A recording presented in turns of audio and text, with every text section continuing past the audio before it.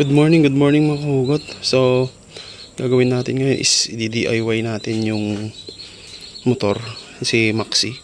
Ayan yung mga gamit natin. Kasi simula nung ginamit nila para Jem at kaduo niya si paring CM is kumbaga nagloko na yung baterya, kumbaga nasira na. Inaabot na yung kanyang lifespan kaya nalobat siya while tumatakbo sila sa endurance. So, bumili tayo ng bagong baterya.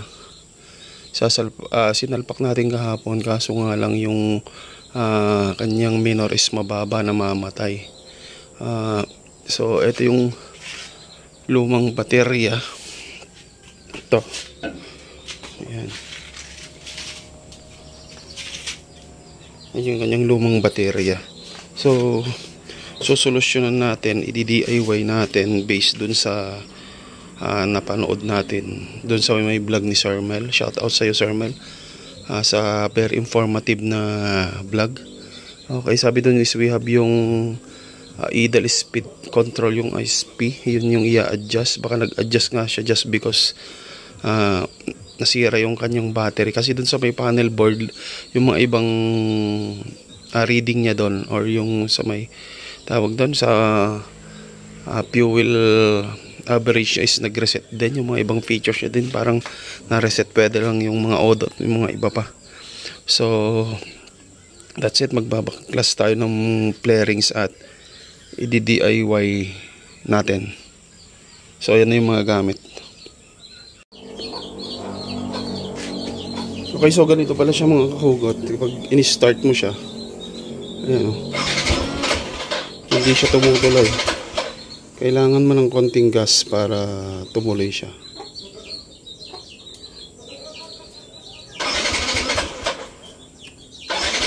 Ayan. Kailangan nyo ng konting gas. So, yun yung sosolusyonan natin.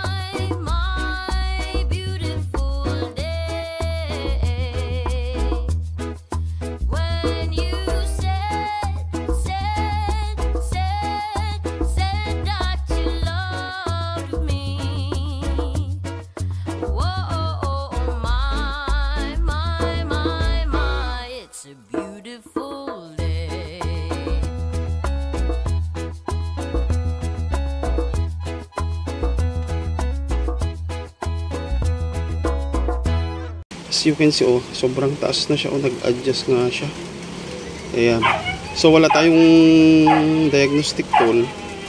So susundin natin, or ang technique na gagamitin natin is yung technique ni Sir Mel, yung iikutin natin. Effective naman yun dun sa may ni Sir Mel, kaya yun yung gagayahin natin mamaya. Pero lilinisan muna natin kasi madumi na siya. 2018 hindi pa ito nabubuksan. So tara.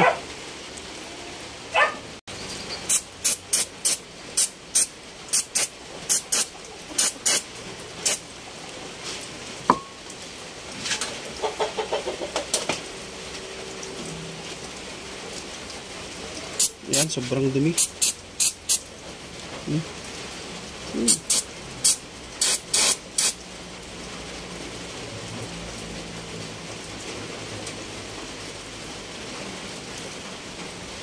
Sobrang dumi niya.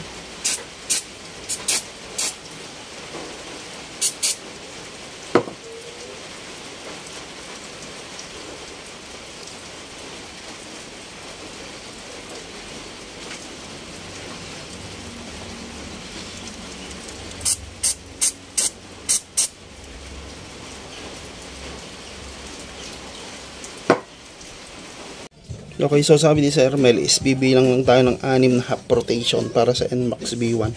Sa NMAX B2 kasi magkaiba. So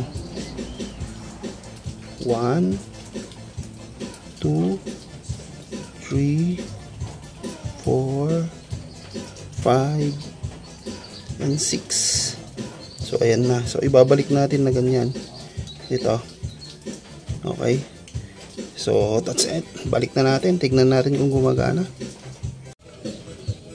Balik na natin.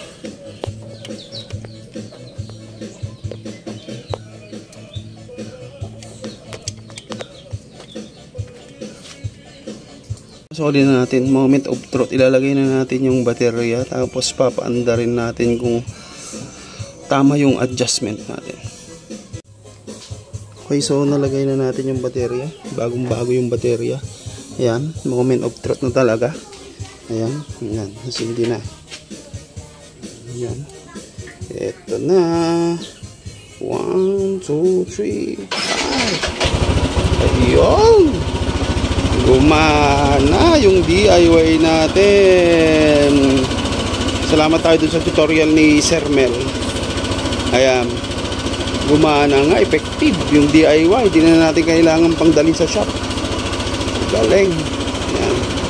Gumagana siya. Medyo mataas pa rin yung idle, pero tignan natin, bababayan kasi nga malamig pa.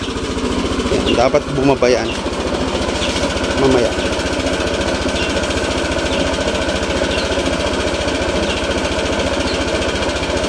Yan, bumababa na siya.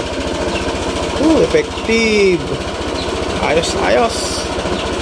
Nakasave na naman tayo ng pampagawa. Ayan. Okay, so yan, tapos na, umaandar na siya. Ayan. Balik na natin yung mga flarings. Ayan, effective na effective. So ulit nakatipid na naman tayo. So hanggang sa muli mga kaw. Bye.